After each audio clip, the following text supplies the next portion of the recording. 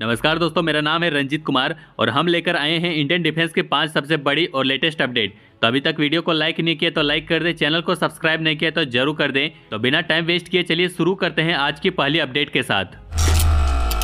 DRDO और Indian navy ने 25 फरवरी को naval antiship missile short range का सफलतापूर्वक फ्लाइट ट्रायल्स किया। ये test integrated test range Chandipur में किया गया, जिसमें मिसाइल को इंडियन नेवल सीकिंग हेलीकॉप्टर से लॉन्च किया गया। इस ट्रायल्स का मकसद ये देखना था कि ये मिसाइल शिप टारगेट को एक्यूरेटली हिट कर सकती है या नहीं। ये इंडियन नेवी की फायर पावर बढ़ाने और मैरीटाइम सिक्योरिटी को मजबूत करने के लिए एक बड़ा कदम है। इस मिसाइल का एक खास फीचर मैन इन लूप है, जो पायलट को मिसाइल का कंट्रोल फ्लाइट के दौरान भी मेंटेन करने की सुविधा देता है। इसका मकसद यह है कि अगर मिसाइल एक टारगेट को ट्रैक कर रही हो और बाद में कोई और ज्यादा इंपॉर्टेंट या छुपा हुआ दूसरा टारगेट दिखे तो पायलट मिसाइल का टारगेट बदल सकता है। इस ट्रायल्स में मिसाइल ने एक बड़े शिप को लॉक किया था, लेकिन टर्मिनल फेज में पायलट ने एक छोटी और छुपी हुई शिप को टारगेट बनाकर पिन पॉइंट एक्यूरेसी के साथ हिट किया। ये फीचर इस मिसाइल को और भी ज्यादा एडवांस और पावरफुल बनाता है। मिसाइल के गाइडेंस और नेविगेशन के लिए इसमें fibre optics gyroscope based inertial navigation system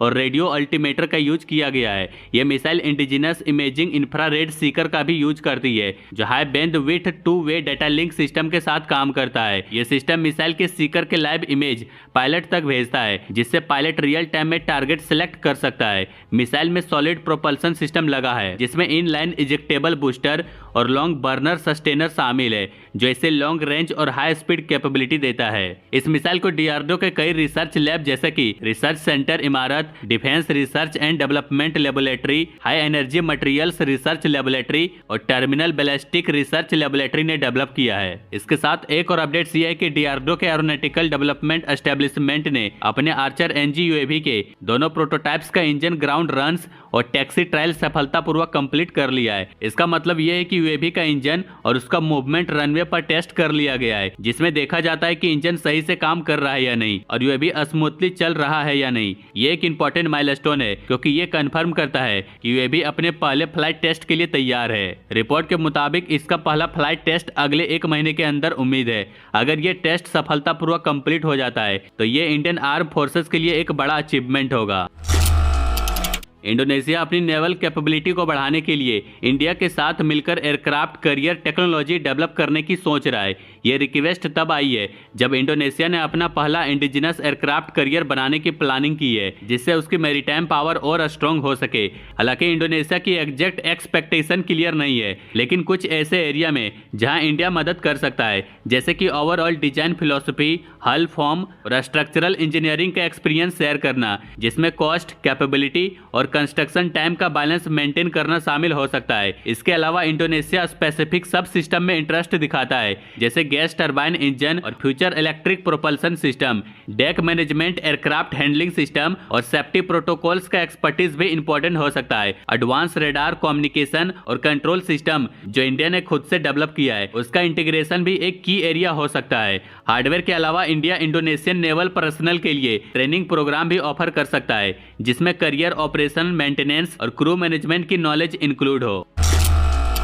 GTRE के एक फॉर्मर एम्प्लॉय ने बताया कि फ्रांस के साथ 110 किलो न्यूटन इंजन की ज्वाइंट डेवलपमेंट पर चल रही नेगोशिएशन को काफी क्रिटिसाइज किया है। उन्होंने इन बातों को एक डेड वॉल से बात करने जैसा कहा है और फ्रांस के टीओटी के ट्रैक रिकॉर्ड पर भी शक जताया है। ऑफिशियल का कहना है कि फ्रांस अक्सर ओवर प्रॉमिस करता है, लेकिन डिलीवरी वीक होती है, जो इंडिया के आमका फाइटर जेट प्लान्स को नुकसान पहुंचा सकती है। फॉर्मर जीटीआरई ऑफिशियल ने अपने एक्सपीरियंस को शेयर करते हुए बताया कि 2010 के अर्ली ईयर्स में कावेरी इंजन और फ्रांस के सेफ्रॉन M88 जो राफेल जेट में यूज होता है, उसका हाइब्रिड वर्जन डेवलप करने की एक कोशिश की गई थी, जो तेजस प्रोग्राम के लिए थी। लेकिन उनका कहना है कि फ्रांस की तरफ से जो टीओटी दिया गया था वो सिर्फ नॉन क्रिटिकल और पेरिफेरल कंपोनेंट्स तक लिमिटेड था। सबसे जरूरी चीज इंजन के इंटेलेक्चुअल प्रॉपर्टी राइट्स को सेफ्रॉन अपने पास ही रखना चाहता था। इस वजह से जीटीआरई को यह प्रोजेक्ट छोड़ना पड़ा।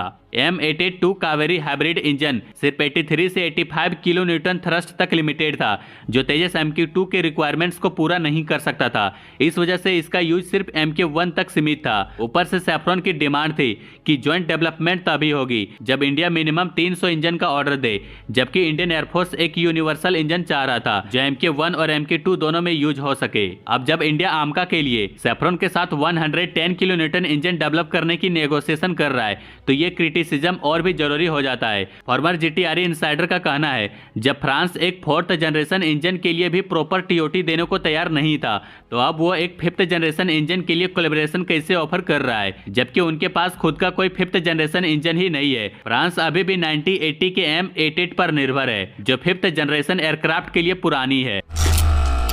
इंडियन नेवी की नई स्टील फ्रिगेट तमाल जो रसिया में बन रही है जून 2025 तक कमीशन होने वाली है। ये आखिरी वॉरशिप होगी जो इंडिया बाहर से इंपोर्ट करेगा क्योंकि इसके बाद भारत पूरी तरह से स्वदेशी वॉरशिप डिजाइन और बिल्ड करेगा।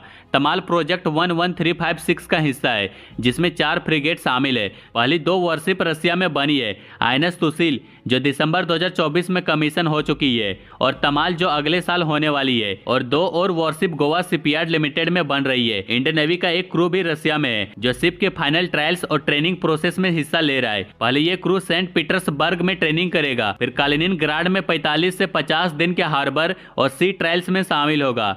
तमाल एक क्रिवाक 3 क्लास स्टील फ्रिगेट है जो एयर, सरफेस, अंडर वाटर और इलेक्ट्रॉनिक वॉरफेयर के लिए डिजाइन की गई है। इसका लेंथ 125 मीटर है और डिस्प्लेसमेंट 3900 टन है। इसमें BrahMos supersonic cruise missile, Shtil 1 surface to air missile, torpedo, anti submarine rocket और 100 mm गन जैसे एडवांस वेपन लगी है। ये 30 से ज्यादा नॉट की स्पीड से चल सकती है।